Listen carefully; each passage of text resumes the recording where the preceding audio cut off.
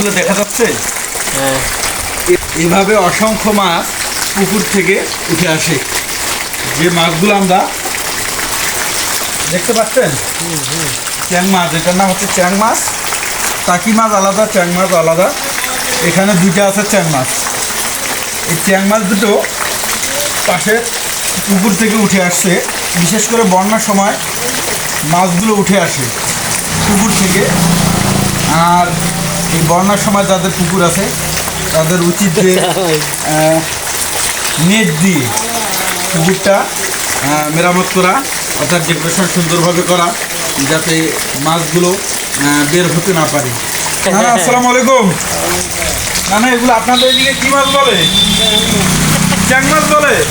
আচ্ছা, তা আপনাদের যাদের মাছ লাগবে, অর্থাৎ দেশি মাছ থেকে শুরু করে চালানি মাছ পর্যন্ত, রুই, কাতলা, তারপর মেরিকেট, মিরকেট, এরকম বিভিন্ন যাদের মাছ লাগবে আমাদের নাটুয়াগঞ্জ যদিও না চিনে অনেকে, আমাদের বামুনিয়া চিনেন। বামুনিয়া নাটুয়াগঞ্জে সম্মানিত জামে মসজিদের সভাপতির সঙ্গে দেখা করবেন।